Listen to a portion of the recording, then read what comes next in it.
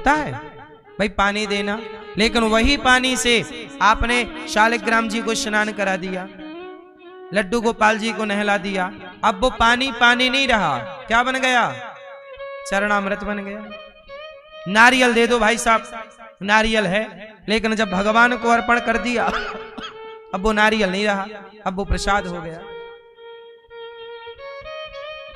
किससे कनेक्ट हो गया? भगवान से जुड़ जाने के बाद हर चीज पवित्र हो जाती है। इसलिए याद यदि जगत की है तो जितनी याद जगत की, उस याद को बदल दो जगन्नाथ की याद में, वही याद प्रेम हो जाएगा, उसी से आपका कल्याण हो जाएगा। और जगत को याद, अम्मा याद कर रही है मेरा बेटा, मेरा बेटा, बेटा किसी कारणवश किसी माँ का बेटा भगवत धाम चला गया, अब वो माँ रो रही है, 2 साल से रो रही है, रो रही है, रो रही है, रो रही है, रोए जा रही है, आंखों के आंसू नहीं सूखे, बेचारी अंधी हो गई, रो रो के आंखें फोड़ ली। इतना रोई मेरी माँ बेटे के लिए, क्या पाई तुम? इतना ही यदि भगवान के लिए रोती तो जगत के पालनहार को प्राप्त कर लेती तुम इतने ही वर्षों में, इतने कम टाइम पर। जगत कुछ ना देगा, जगत की याद से कुछ ना मिलेगा, पर वह याद जगत की जगन्नाथ से जुड़ गई तो वही याद प्रेम हो जाएगी। वो प्रेम भगवान के द्वारा, भगवान के साथ किया गया हर कार्य प्रेम है। समझ में आई? भगवान को तुलसी चढ़ाना प्रेम है, भगवान की ओर देखना प्रेम है, भगवान को टुकुर टुकुर देखना, बार बार दर्शन करना, भगवान की याद बनाए रखना, भगवान का नाम जपना, भगवान की कथा सुनना, ये सब कुछ प्रेम है। भोग लगाना सब प्रेम है। प्रेम होगा तब तो आदमी भोग लगाएगा, प्रेम होगा तब तो मंदिर जाएगा, प्रेम है तब तो आप 20-50 रुपया की माला खरीद के भगवान को चढ़ाते हो, प्रेम है तो आप बार बार वृंदावन आते हो, प्रेम है तो आप भगवान की याद में कभी कभी रोते भी हो। ये सब कुछ प्रेम है। भगवान के साथ किया गया हर व्यवहार, हर कार्य प्रेम है। और यही काम जगत के लिए करो। संसार के लोगों से बार बार मिलो, बार बार बात करो, ठीक है, लेकिन क्या है हम ये नहीं कहते कि संसार के लोगों से मिलना नहीं चाहिए, परिवार चलाओ, जिंदगी बिंदास जियो, पर संसार में आपका केवल व्यवहार हो। क्या हो जगत के लिए? अच्छा ये बताओ, आप किससे प्रेम करते हो? आप बैठे बैठे हैं, माँ से प्रेम आप किससे करते हो? हैं पिता से। आप किससे प्रेम करते हो? माँ से। आप किससे प्रेम करती हो मैया? हैं भगवान से। हैं आप किससे प्रेम करती हो मैया? किससे? पोते से। आप किससे प्रेम करती हो मैया? आप बताओ। हैं ये मैया भगवान सही बता रही हो, झूठ बोलना पाप है, नदी किनारे सांप है।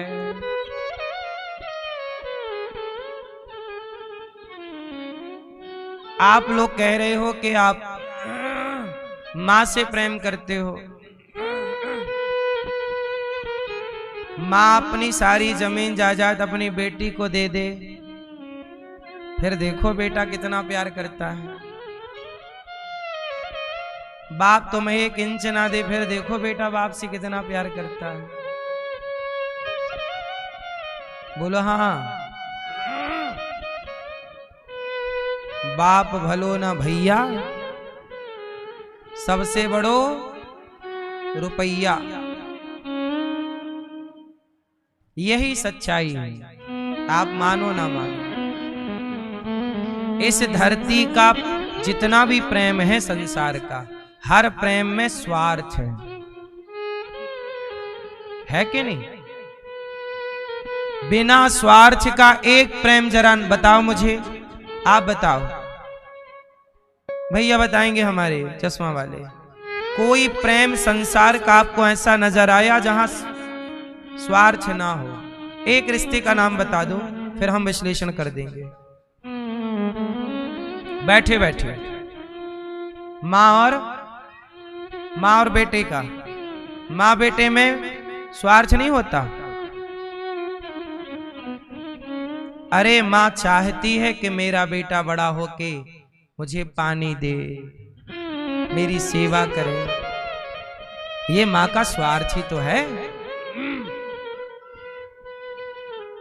माँ, एक माँ के दो बेटे हैं, तो जो बेटा ज्यादा कमाता है, मैं सबके लिए नहीं बोलता, पर 95% माता पिता उस बेटे की ओर झुके होते हैं जहां ज्यादा पैसा है। बोलो हाँ, सही है। मतलब माँ बाप के दो बच्चे हैं, दोनों को दूध पिलाया है, लेकिन फिर भी माँ बाप का एक की तरफ ज्यादा झुकाव हो जाता है, क्योंकि ये स्वार्थी संसार है। यहां माँ बाप का दोष नहीं बोलता मैं, ये संसार का वातावरण, डिजाइन ऐसी है इस जगत की। यहां स्वार्थ लाग करें सब प्रीति, सुर नर मुनि जन की यह रीति। यहां स्वार्थ से है सब कुछ। माँ बेटे के बीच में भी एक बारीक सा स्वार्थ है। माना कि स्वार्थ कम है, पर है। भाई भाई में स्वार्थ है, पिता पुत्र में स्वार्थ है। बहुत बारीकी से समझोगे तो पता लगेगा। कितने बेटे हैं जिन्होंने अपने बाप पर केस कर रखा है, जाओ कोर्ट। कितने बाप हैं जिन्होंने बेटों पे केस कर रखा है। कितनी माँ हैं जिन्होंने बेटों पे केस कर रखा, और कितने बेटे हैं जिन्होंने माँ पे केस कर रखा है। और सबके मूल में है संपत्ति। सबके मूल में क्या है? फिर बाप भलो ना भैया, ऐसे ही थोड़ी कह दी गई हैं बातें। इसलिए संसार का हर रिश्ता स्वार्थ से। इसलिए कहता हूं, संसार यदि स्वार्थी है तो संसार के आगे ना स्वार्थी यदि दुनिया है तो आप भी स्वार्थ पूरा करते हो, अच्छे से करते रहो। प्रेम क्यों लगा रहे हो? जगत में प्रेम खर्च ना करो। इसलिए माँ के साथ अच्छा व्यवहार करो, अच्छे बेटे बनो। बाप के साथ अच्छा व्यवहार करो, अच्छे बेटे बनो। पत्नी पति के साथ अच्छा व्यवहार करो, अच्छी पत्नी अच्छे पति। अच्छा व्यवहार यदि आपका है तो रिश्ता गुजर जाता है, चल जाता है। प्रेम भगवान से शुद्ध प्रेम। गोपियां भगवान की याद में रो रही हैं। उन्हें तो बेटा परिवार सब कुछ है। देखो है, हम ये नहीं कहते सब छोड़ दो। गोपियों ने कुछ छोड़ा नहीं। याद रखना साहब, एक होता है छोड़ना, एक होता है छूट जाना। छोड़ना और छूट जाना।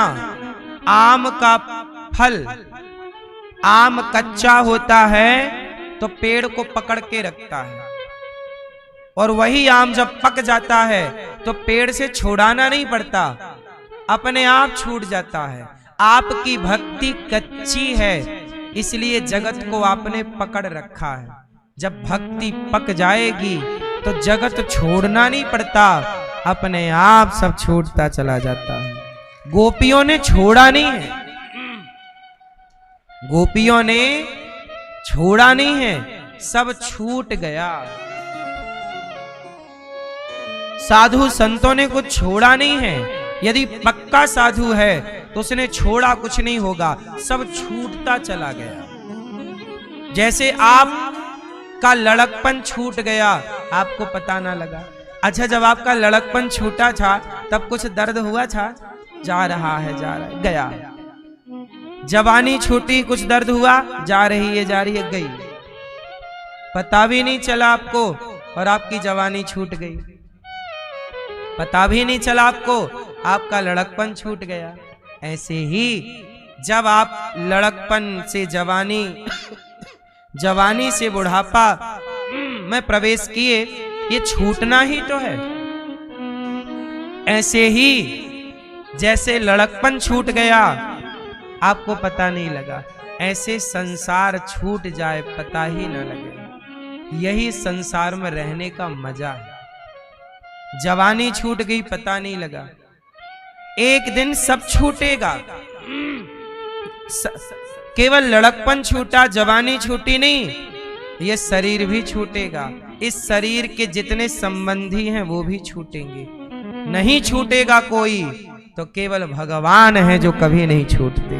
आप लड़कपन में थे तो भी भगवान आपके थे, जवानी में थे तो भी भगवान आपके हैं, बुढ़ापे में हो तो भी भगवान आपके हैं। और लड़कपन, जवानी, बुढ़ापा जब नहीं था, जब पेट में थे माँ के, तब भी आपके रक्षक भगवान थे। और पेट में आए माँ के, उसके पहले कहाँ थे भैया आप बताओ? जब आप अपनी माँ के पेट में आए उसके पहले आप कहाँ थे?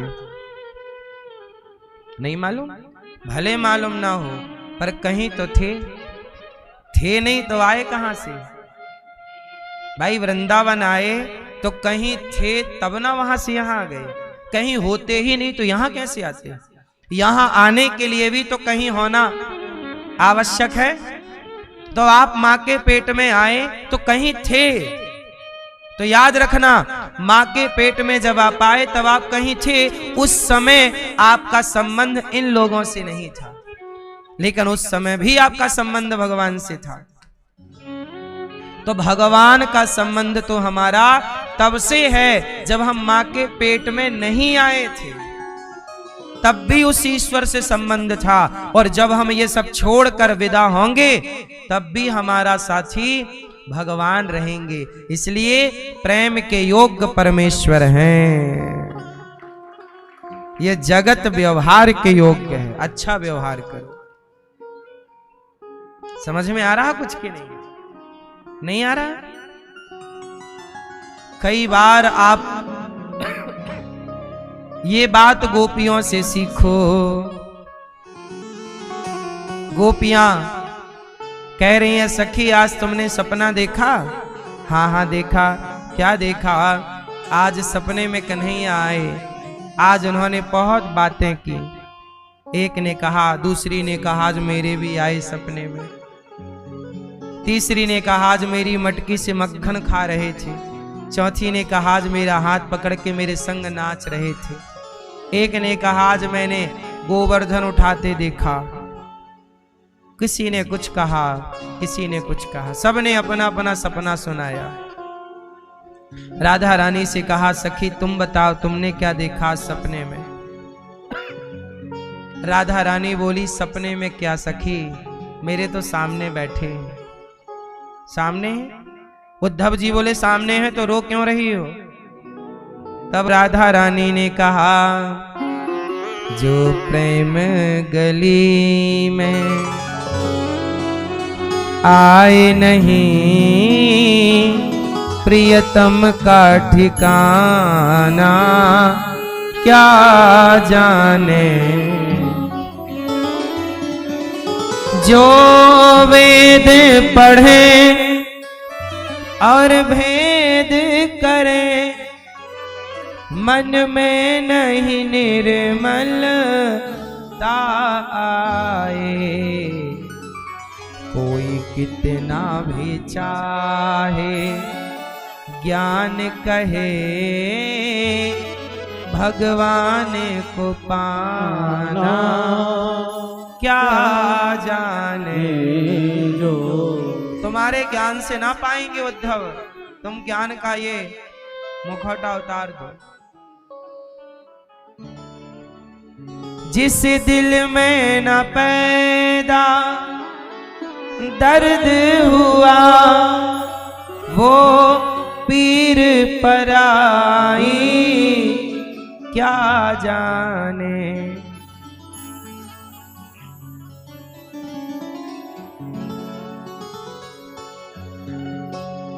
जिसके जिसके कभी पीर भई ही नहीं, पीर मतलब दुख, वो पीर पराई क्या जाने। बेटी को जन्म, बेटी को जन्म दिया ही नहीं, वो बेटी की विदाई क्या जाने। जिसने बेटी को जन्म दिया ही नहीं, वो बेटी की विदाई क्या जाने। बेटी की विदाई कौन जानता है? जो बेटी का बाप है। जिस बाप के भाग्य में बेटी नहीं, वो बेटी की विदाई। अब उद्धव तुम क्या जानो कि हम क्यों रो रही हैं, बेटी का बाप क्यों रो रहा है, ये वो बाप क्या जाने जिसकी बेटी नहीं है। अब बेटी का बाप रो रहा, बेटी विदाई, उसका दोस्त था, उसके बेटी नहीं थी, तो वो बिना बेटी वाला बोला काहे रो रहा है मित्र? बोले मित्र बेटी विदा हो रही है। बोला यार ये तो विदा होना ही थी, और तुझे कैसे समझाएं, तेरी तो बेटी ही नहीं है। उसे समझाया ही नहीं जा सकता। कुछ चीजें सब नहीं समझ सकते। क्यों समझ सकते हैं? सबके बस का नहीं है। जैसे स्त्री को बच्चा पैदा करने में कितना दर्द होता है, ये पुरुष कभी नहीं समझ सकता। क्यों नहीं समझ सकता पुरुष? क्योंकि पुरुष को वो दर्द कभी हुआ ही नहीं। इसलिए कुछ चीजें हैं जो सबके समझ की नहीं है। उसे कुछ समझते हैं तो कुछ नहीं समझते। ऐसे गोपियों के प्रेम को गोपियां समझती हैं। गोपियों का प्रेम गोपियों जैसा प्रेमी समझ सकता है, उद्धव जैसे ज्ञानी नहीं। तब गोपियों ने कहा उद्धव ये तो प्रेम है।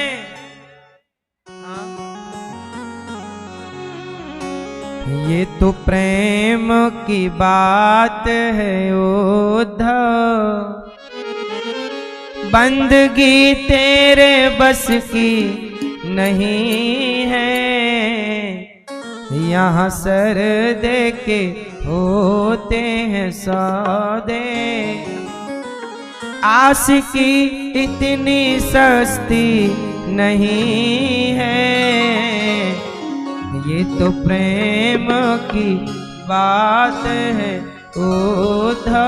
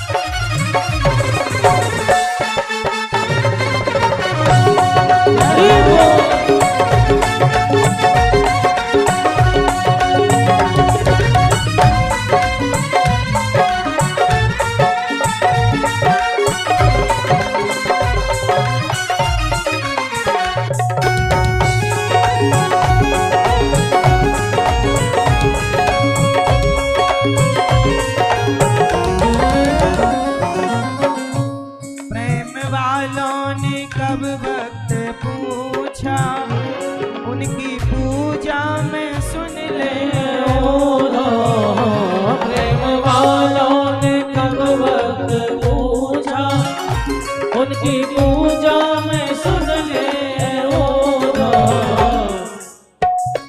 यहाँ दम दम पे होती है पूजा, ओ यहाँ दम दम होती है पूजा। सर झुकाने की फुर्सत नहीं है, यहाँ दम दम होती है पूजा, सर झुकाने की फुर्सत नहीं है। ये तो प्रेम की बात है ओढ़ो।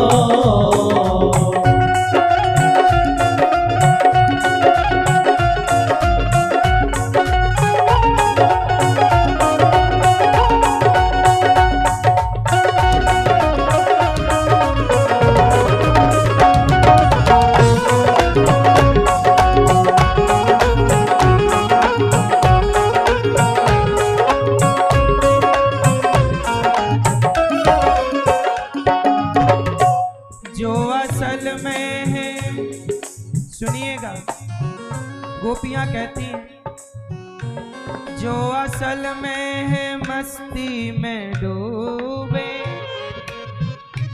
उन्हें क्या परवाह जिंदगी की। जो असल में है मजे में डूबे, उन्हें क्या परवाह जिंदगी की। जो उतरती है चढ़ती है, जो उतरती है चढ़ती है मस्ती, जो उतरती है चढ़ती है मस्ती, वो हकीकत की मस्ती नहीं है।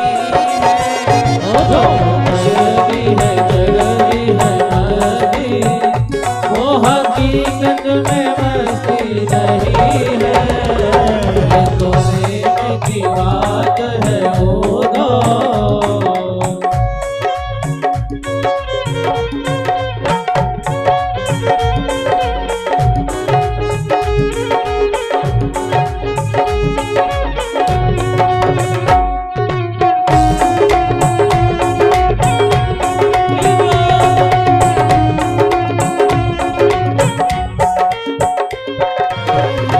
जिनकी नजरों में है श्याम प्यारे,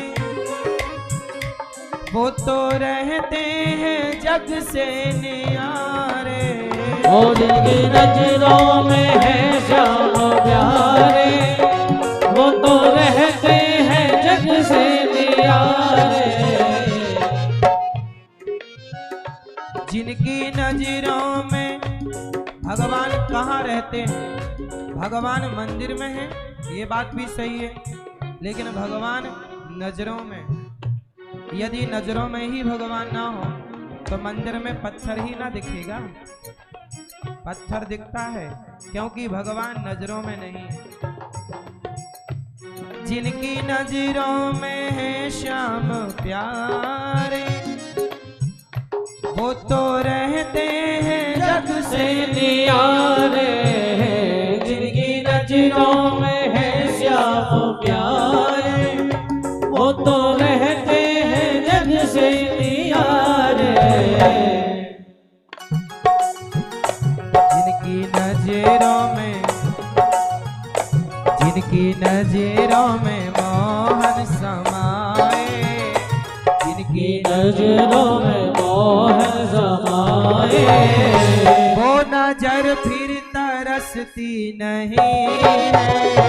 जिनकी नजरों में मोहन समाए, वो नजर फिर तरसती नहीं है। तो प्रेम की बात है वो दो, बंदगी तेरे बस की नहीं है। यहाँ सर देके होते हैं सौदे, यहाँ सर देखे होते हैं सौदे। आशिकी इतनी सस्ती नहीं है। तो प्रेम की बात है वो दो, बंदगी तेरे बस की नहीं है। बंदगी तेरे बस की नहीं है। बंदगी तेरे बस की नहीं है। बंदगी तेरे बस की नहीं है, ओ बंदगी तेरे बस की नहीं है, ओ बंदगी तेरे बस की नहीं है, बंदगी तेरे बस की नहीं है, ओ बंदगी तेरे बस की नहीं है। ये तो प्रेम की बात है उद्धव। गोपियां बोली, जो असल में है मस्ती में डूबे, उन्हें क्या परवाह जिंदगी की। जो मस्ती में डूबा है, जो उतरती है चढ़ती है मस्ती, आज कम कल ज्यादा, वो असल की मस्ती नहीं है। मस्ती तो भगवान का रंग एक बार लग जाए, वो है। सांप एक बार डस ले तो उसका जहर पूरे शरीर में फैल जाता है। ऐसे कन्हैया जिसे एक बार देख लें, स्वीकार कर लें, तो वो कन्हैया का प्रेम का जहर ऐसा फैलेगा कि कोई डॉक्टर उसे ठीक थोड़ी कर सकता है। बस यही है प्रेम। जिनकी नजरों में है श्याम प्यारे, इसलिए नजरों में कौन हो? भगवान श्याम प्यारे। गोपियों की नजरों में वही है, तो रोटी देखती हैं तो रोटी में कृष्ण, बेटे को देखती हैं तो बेटे में कृष्ण, जहां देखती हैं वहीं कृष्ण। ये प्रेम है। हम जहां देखें बस वहां कृष्ण कृष्ण कृष्ण, उनके सिवा कुछ नहीं। इसलिए कहता हूं, जगत से प्रेम करोगे बड़े घाटे में रहोगे, जगन्नाथ से प्रेम करोगे बड़े फायदे में रहोगे। गोपियां बहुत फायदे में हैं, जगत के पालनहार से प्रेम करती हैं। इसलिए मेरी मां, आप लोग किससे प्रेम करेंगे? जगत से प्रेम करो, पर ये सोच के करना कि मिलेगा क्या।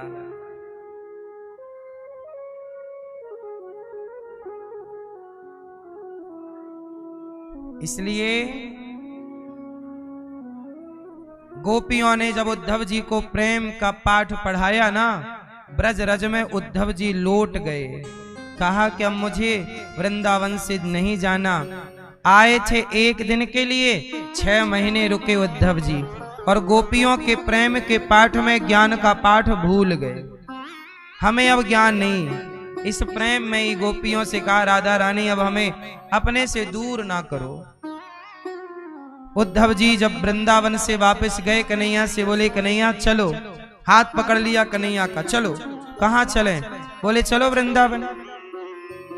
आप क्या कर रहे हो मथुरा? आपसे प्रेम करने वाली गोपियां तो वृंदावन में हैं। प्रेम क्या होता है मैंने देख लिया। आपके लिए इतना रो रही हैं वो। आप कितने निष्ठुर हो गए कन्हैया। तब भगवान बोले, उद्धव मैं निष्ठुर नहीं हूं, तुम्हारी आंखों में घमंड का, ज्ञान के अभिमान का पर्दा था। उस पर्दे को हटाने के लिए मैंने आपको वृंदावन भेजा था। देख लिया ना हमारी गोपियां हमसे कितना प्रेम करती हैं। वो भोजन बनाए तो हमें याद करें, वो बिस्तर पर लेटे तो हमें याद करें। यही भक्ति है। भगवान को भूल जाना ही दुख है, और भगवान को याद रखना ही भक्ति है और परम सुख है। इसलिए काम करिए, सारे जिम्मेदारियां पूरी करिए जो जिम्मेदारी ईश्वर ने दी है। बस अंतर इतना आएगा कि जरा सा बदलाव करना है आपको। क्या करना है? काम आप करिए सारे। ओ भैया, ओ छोरा, ए लाला, चला रहे हो मोबाइल? मोबाइल ना चलाओ भाई, सुन लो। ओ छोटू, सुन ले बेटा,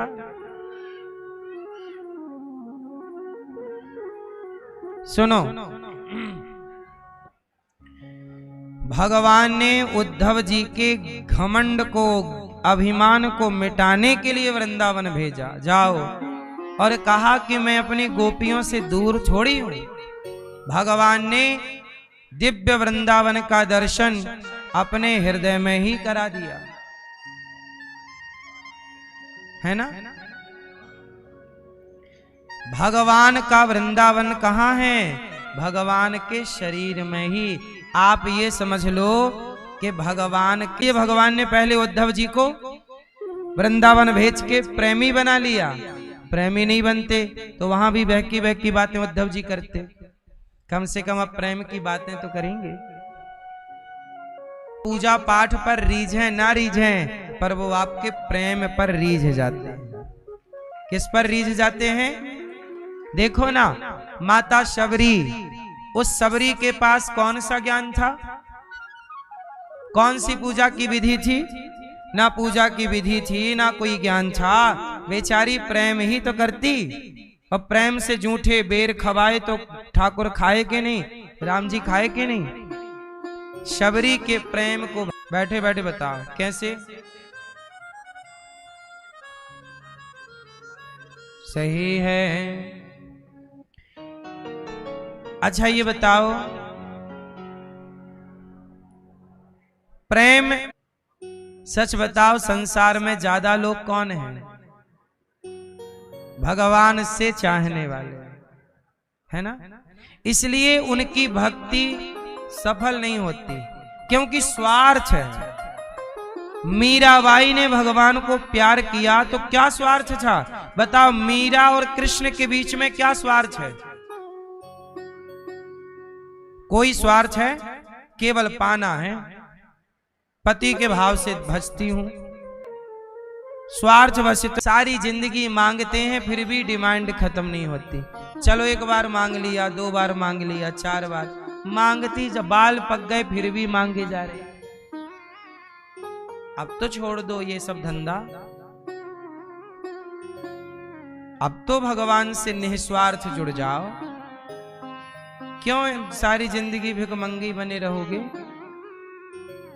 भगवान, प्रहलाद जी ने भगवान से क्या, भगवान, प्रहलाद जी ना छोटे बच्चे थे 5 साल के। प्रहलाद को जब भगवान नृसिंह मिल गए तो भगवान नृसिंह ने पूछा, प्रहलाद कुछ चाहिए? क्या चाहिए? बोल बेटा मांग। प्रहलाद जी ने कहा कि प्रभु मेरे अंदर आपसे कभी कुछ मांगने की इच्छा ही पैदा ना हो, ऐसा वरदान दे दो। कभी मैं आपसे कुछ मांगू ही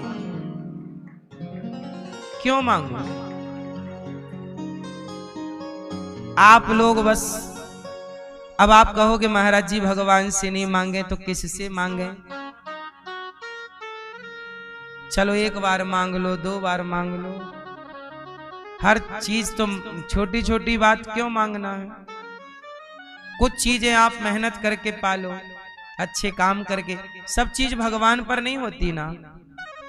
अर्जुन ने, भगवान ने यही तो कहा, तू लड़, तू कर्म तो कर, मैं हूं ना।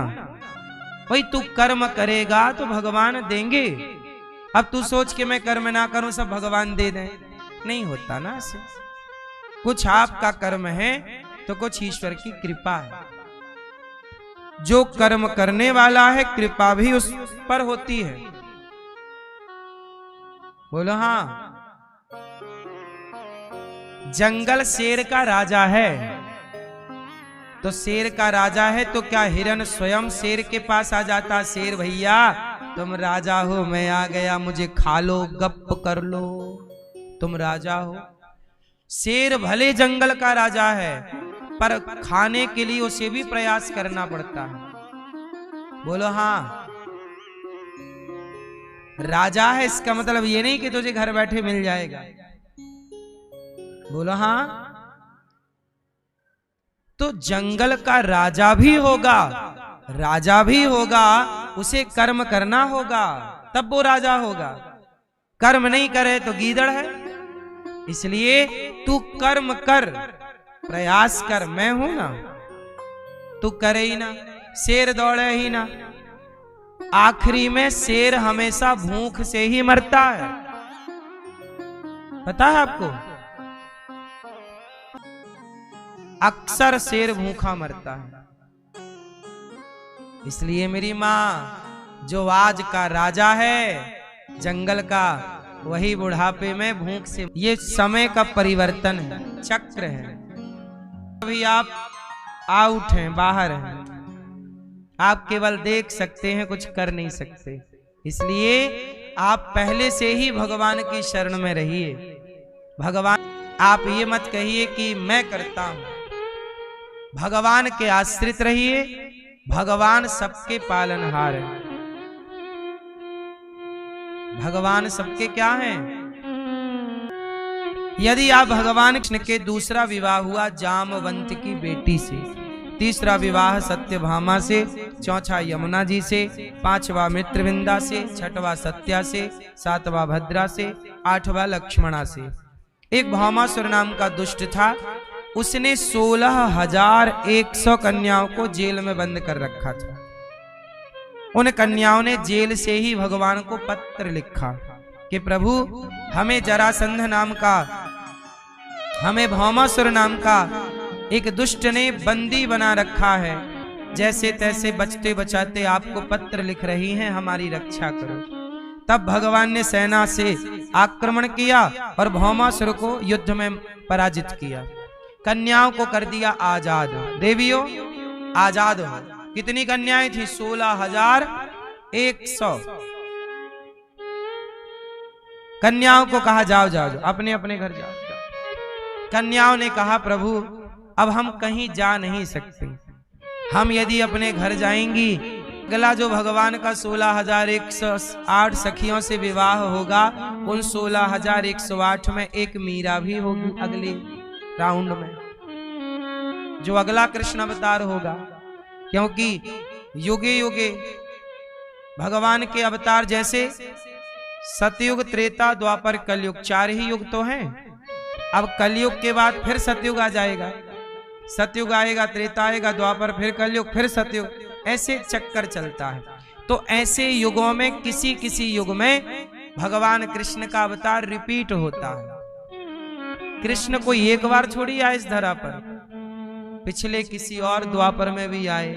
जैसे राम त्रेता में आए, तो राम त्रेता में तो आएंगे, पर किसी किसी त्रेता में आते हैं और किसी किसी त्रेता में नहीं आते। जैसे इस बार राम जी आए थे, और राम जी आए और रावण को मारा। अब राम जी ने रावण को मारा, बोलो हाँ। अच्छा, आप लोग कितने रावणों के बारे में जानते हो? कितने रावण हुए?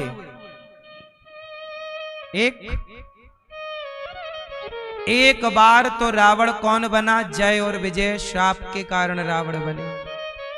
एक बार रावण कौन बना? जलंधर रावण बना, वृंदा का पति। एक बार रावण कौन बना? शिव के गण नारद जी के शाप से रावण कुंभकर्ण बने। एक बार रावण ब्राह्मणों के शाप के कारण प्रताप भानु नाम का राजा रावण बना। तो रावण एक थोड़ी है, रामचरितमानस में ही 4 रावणों की कथा है। ओ लाला, काहे इतना शोर कर रहे हो बेटा? ओ छोरा छोरी, सुन लो बेटा। कितने रावण हैं? बहुत। 4 तो हमने गिनाए, जो हम गिना नहीं सकते वो भी बहुत। तो हर बार कभी राम आए तो जय विजय नाम के रावण को मारा, कभी आए तो प्रताप भानु नाम के रावण को मारा। ऐसे राम का अवतार किसी किसी त्रेता में होता रहता। ऐसे भगवान कृष्ण का अवतार। तो अगले अवतार में जो मीराबाई हैं, वो भगवान की 16,108 पत्नी में कोई एक पत्नी मीरा हो जाएगी। ऐसे ही जो अन्य युगों में स्त्रियां प्रभु को भाव से, पति भाव से भजती हैं, उन सबको जब कुल योग जोड़ा तो 16,108 आया। उनसे विवाह कर लेते हैं भगवान। एक अवतार इनके लिए होता है, विवाह के लिए होता है। क्या करें, अब कोई विवाह की जिद करे तो भगवान उसकी जिद पूरी करेंगे। इसलिए आप लोग भी भगवान से एक रिश्ता जोड़ लो, भाई पुत्र जो बनाना है। जो भगवान को भाई के भाव से भजती हैं उन्हें भगवान द्रौपदी बना देते हैं, सुभद्रा बना देते हैं। जो पुत्र के भाव से भजती हैं उन्हें यशोदा। अगली बार की लीला में भगवान आपको यशोदा बना सकते हैं, आपको सुभद्रा लीला में ले लें। आओ हमारे सरोल में आप आ जाओ। यही तो ईश्वर की स्वीकृति है, यही स्वीकार करना। इस तरह से भगवान के 16,108 विवाह और हर रानी से एक एक बेटी। अब जो भगवान में पिता का भाव देखती हैं लड़कियां के प्रभु आप हमारे पिता, उनको भगवान अपनी बेटी बना लेते हैं। इसलिए एक एक बेटी, 16,108 बेटियां हैं भगवान कृष्ण की, और बेटे भी हैं एक रानी से 10-10। 16,108 गुणित 10 कर लो, बेटों की संख्या आ जाएगी। ये सब भगवान के संबंधी हैं। इस तरह से भगवान का परिवार है, और भगवान इतना बड़ा परिवार लेके चल रहे हैं। 16,108 पत्नियां हैं, लेकिन भगवान फिर भी मुस्कुरा रहे हैं। और आप लोग एक ब्याह करके मुंह लटका लेते हैं। थोड़ा मुस्कुराया करिए। क्यों, आप मुस्कुराते हैं कि नहीं? भगवान कितने विवाह हुए फिर भी वो मुस्कुरा रहे हैं। और यहां आज का आदमी एक विवाह के बाद परेशान है। सही है? सही है? नहीं सही? भगवान ने रुक्मणी जी से बढ़िया प्रेम से बात करते। जितनी पत्नियां हैं उतने कृष्ण बन के रहते हैं भगवान, सबके साथ अलग अलग। भगवान ने बाणासुर पर कृपा की। राजा नृगो नाम नरेंद्रोहा, इक्ष्वाकु वंश के राजा हैं नृग। भगवान ने राजा नृग पर कृपा की और नृग ने गौदान किया, जिसके कारण उन्हें भगवान कृष्ण का साक्षात्कार हुआ। जो आप लोगों से हम कहते हैं कि हमेशा जीते जी पुण्य करते रहा करो, गौदान जीते जी जरूर करना। राजा नृग ने गौदान किया तो भगवान की प्राप्ति हुई। आप लोग भी जीते जी गौदान कर लेना। गाय की पूंछ पकड़ के ही वैतरणी पार होती है। आप में से किसी ने बचपन में गैया चराई है? तो गैया चराई होंगी तो गैया बारिश में नदियों में नदी से पार हो जाती है। कई बार गैया चरने के लिए नदी के उस पार चली जाती है। तो आप लोग कैसे पार होते हैं? हम बचपन में गैया चराते थे और गैया जब पार जाती तो हम भी पूंछ पकड़ लेते गैया की, तो आसानी से गैया नदी पार करे तो हम भी पार हो जाएं। ऐसे ही नदी पार गैया चरती तो हम भी नदी उसकी पूंछ पकड़ के पारी तो नहीं, क्योंकि बारिश में नदियों का पाट चौड़ा होता है, तैर पाना संभव नहीं होता इतना लंबा। तैरना आता तो है हम लोगों को, लेकिन थोड़ा आधा तैर लेते हैं, आधा गैया सहयोग कर देती है। तो जैसे गैया की पूंछ पकड़ के ये वाली नदी पार होती है, ऐसे जो गौ सेवा करते हैं, गौदान करते हैं, उनकी बैतरणी नाम की नदी पार होती है गौदान से। इसलिए गौरी गोपाल गौशाला में आया करो, गौदान किया करो। मार्गशीर्ष माह चल रहा है, अगहन, सारे पापों का हनन करने वाला ये माह है। आप तुला दान कर सकते हैं इस माह में। जितना आपका वजन है उतने वजन का चारा, दलिया गाय को दान करने से जीवन की सारी जितनी भी समस्याएं हैं सब खत्म हो जाती हैं। शरीर में नहीं लोग कहते अलाह बलाह भगवान जाने क्या क्या। तुला दान करने से ये सारी अलाह बलाह सब गैया उसे खा के पचा देती है। इसलिए बच्चों का आपका तुला दान। भगवान राजा नृग पर कृपा करते हैं चूंकि गौदान किया। एक बार पौंड्रक नाम के एक राजा को, जो गलत तरीके से भगवान बन के घूमता, पौंड्रक नाम का एक दुष्ट व्यक्ति था, वो भगवान बन के घूमता रहता, वो अपने को भगवान समझता था।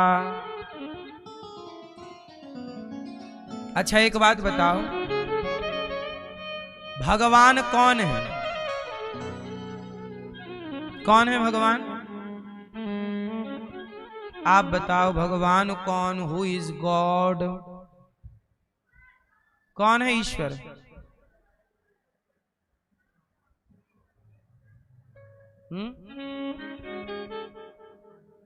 भगवान कौन है जो रक्षा करते हैं? कौन रक्षा करता है आपकी?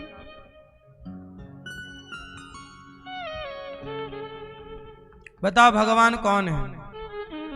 चश्मा वाली मैया बोलो मेरी माँ, भगवान कौन है? आप बताओ भगवान कौन है? नहीं पता? बैठे बैठे तुम्हारी भावना ही तुम्हारी भगवान। भावना पड़ोसन का नाम है। कौन है भावना? आप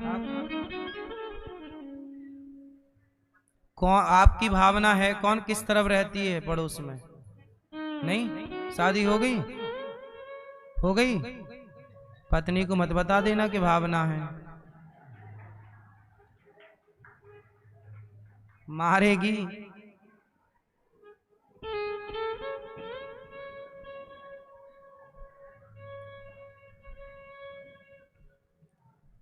भगवान किसे कहते हैं? पीछे वाले भैया,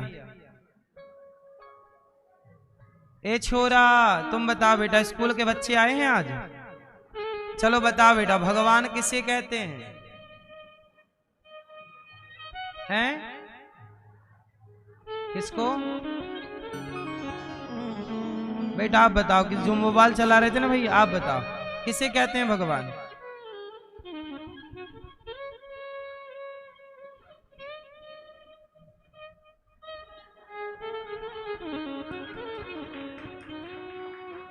हैं? जो आपको शिक्षा दे वो आपके लिए भगवान।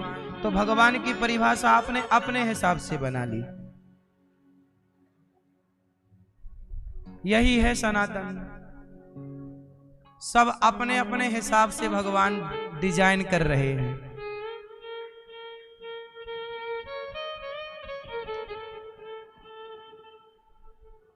कितना सिंपल क्वेश्चन है, भगवान किसे कहते हैं? पूछा जा रहा है सनातनियों से। अरे भगवान किसे कहते हैं? राम को, कृष्ण को भगवान कहते हैं।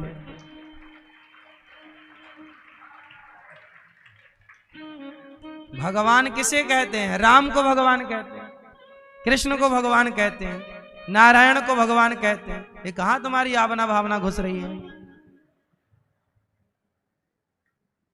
राम को भगवान। भगवान कौन है? भगवान कौन है? भगवान कौन है? कृष्ण, राम, नारायण। भगवान कौन है? भगवान शिव। 5 नाम याद कर लो। भगवान विष्णु,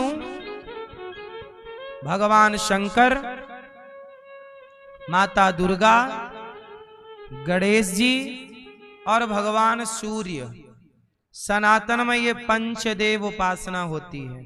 यदि आप इन 5 की सेवा करते हैं या 5 में किसी एक की उपासना करते हैं तो आप सही हैं। भगवान विष्णु मतलब भगवान विष्णु के 24 अवतार में कोई एक, राम कृष्ण नरसिंह वामन कोई भी। भगवान शंकर, शंकर बोले तो शंकर बोले तो 12 ज्योतिर्लिंग, शंकर जी बोले तो हनुमान जी, बात एक ही है। दुर्गा, दुर्गा मतलब 52 शक्तिपीठ। कोई भी देवी की आप उपासना कर रहे हैं, यदि वो देवी दुर्गा माँ है, काली माँ है, कामाख्या माँ है, भद्रकाली है, वो देवी है।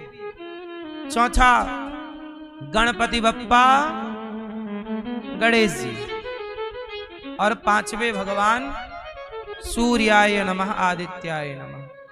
सनातन में इन 5 की पूजा होती है और ये 5 भगवान की कोटि में है। ये 5 किसकी कोटि में है? और ये 5 एक ही हैं, चूंकि व्यवहार में 5 जैसे उंगलियां 5 हैं, पर 5 उंगलियां एक ही हाथ से जुड़ी हैं। मूल में हाथ एक है, ऊपर व्यवस्था के लिए 5 हैं। उसी तरह मूल में एक भगवान श्रीमन नारायण है। एक नारायण जब व्यवस्था करते हैं तो अपने को 5 भागों में डिवाइड कर लेते हैं। इसलिए शिव पुराण पढ़ो तो शिव जी के द्वारा सृष्टि दिखाई पड़ती है। देवी भागवत पढ़ो तो देवी जी के अनुसार, गणेश पुराण पढ़ो तो गणेश जी के अनुसार, विष्णु पुराण पढ़ो तो भगवान विष्णु से। तो आप लोग कंफ्यूज हो जाते हैं कि ऐसा उसमें लिखा, ऐसा कंफ्यूज होने की जरूरत नहीं है। कल्प कल्प का भेद होता है। कल्प, अब आप देखो सत्संग नहीं करोगे तो आप ये नहीं जान पाओगे कल्प किसे कहते हैं, और जब तक कल्प नहीं जानोगे तब तक सनातन का मूल ज्ञान नहीं जान सकते। आप लोग कल्प जानते हो? जानना चाहो तो हम बता दें।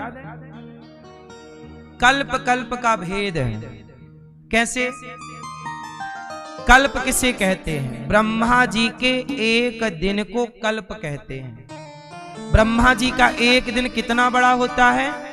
एक दिन में 1000 बार चतुर्युग बीत जाते हैं। चतुर्युग मतलब सतयुग, त्रेता, द्वापर, कलयुग। सतयुग, त्रेता, द्वापर। जैसे 7 दिन बीत जाएं तो सप्ताह कहते हैं, 30 दिन बीत जाएं तो माह कहते हैं, 365 दिन बीत जाएं तो वर्ष कहते हैं। उसी तरह जब 1000 बार चारों युग बीत जाएं उसे एक कल्प कहते हैं। एक कल्प में 14 इंद्र होते हैं। मतलब देवताओं के राजा कौन है? इंद्र। स्वर्ग में 14, ब्रह्मा जी का एक दिन इतना बड़ा है कि एक दिन में 14 इंद्र बदल जाते हैं। 14 मनवंतर। जैसे ये वर्तमान में वैवस्वत मनवंतर चल रहा है, श्वेत वाराह कल्प चल रहा है। समझ में बात आई? अब पुराणों में अलग अलग कल्प की कथा है। किसी कल्प में भगवान विष्णु ने सृष्टि की, किसी कल्प में शिव जी ने सृष्टि की, तो कहीं गणेश जी ने, तो कहीं दुर्गा जी ने। जैसे घर का काम कभी जेठानी ने वही काम किया तो कभी आज देवरानी ने कर लिया, कभी उन्होंने वही काम किया तो कभी इन्होंने। काम वही है, सृष्टि उत्पन्न करना, पालन करना, संहार। ऐसे कभी इन्होंने कर ली तो इनके बारे में शिव पुराण में लिख गया, देवी जी ने कर ली तो देवी पुराण में लिख गया। इसलिए हमारे पुराणों को समझना हो तो कल्प कल्प के पुराण हैं। कोई एक ही कल्प के सारे पुराण नहीं है।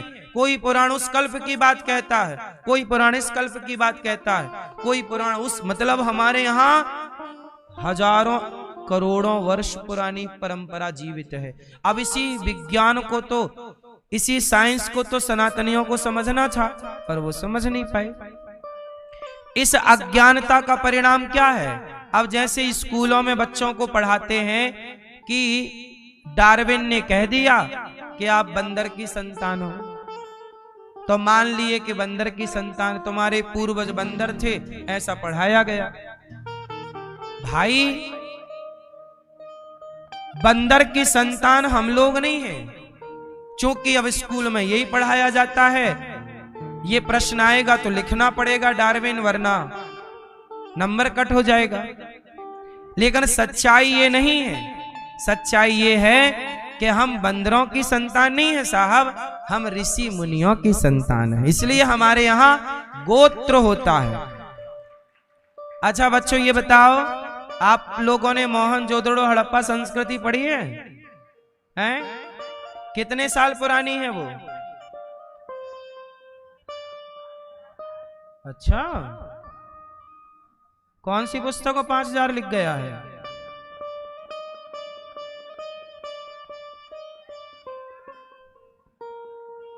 मोहनजोदड़ो हड़प्पा संस्कृति लगभग 2000 साल पुरानी है, लगभग।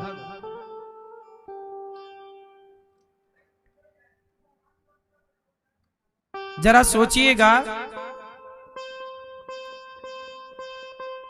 भारत की जितनी भी संस्कृति है, दुनिया की संस्कृतियों की मैं बात करूं, आप मोहनजोदड़ो हड़प्पा संस्कृति उठा लीजिए, आप मुसलमानों की उत्पत्ति की हिस्ट्री उठा लीजिए, मुसलमान कब धरती पे आए, अर्थात कब वो देखे गए, तो 1400 साल पहले हिजरी के अनुसार। ईसाई कब देखे गए? 2000, आज 25 चल रहा है, तो 2025 साल पहले ईसाइयों का प्रमाण मिला। आप ये समझ लीजिए, ईसाइयत कब आई? 2000 साल पहले।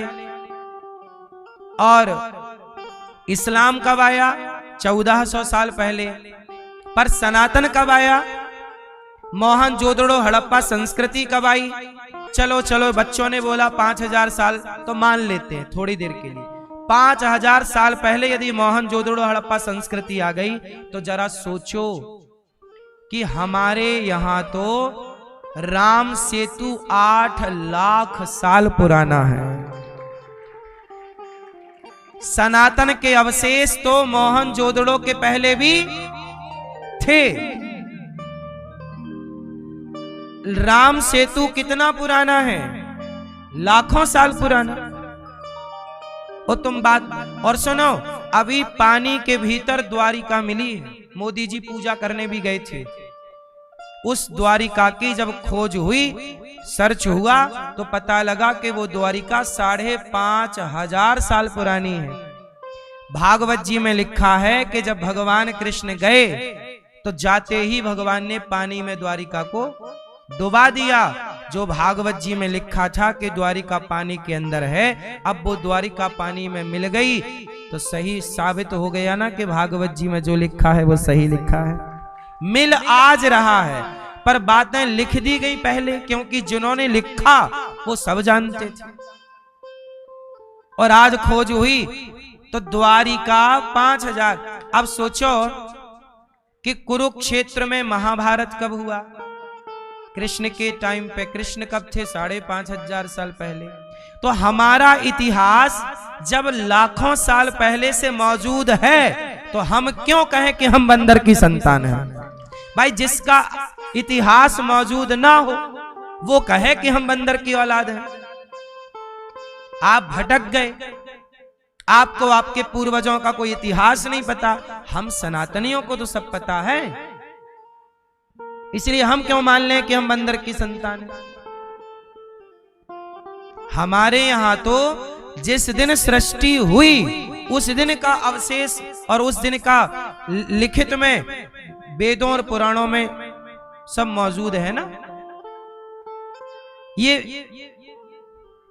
कोई सामान्य बातें नहीं है साहब, बहुत गंभीरता से आपको समझना पड़ेगा। अच्छा बताओ बच्चों, बताओ, पृथ्वी चपटी है कि गोल? कब पता लगा कि गोल है? हैं? क्या? देखो, ये बच्चों को पढ़ाया गया किसी वैज्ञानिक का नाम कि उसने बताया पृथ्वी गोल है।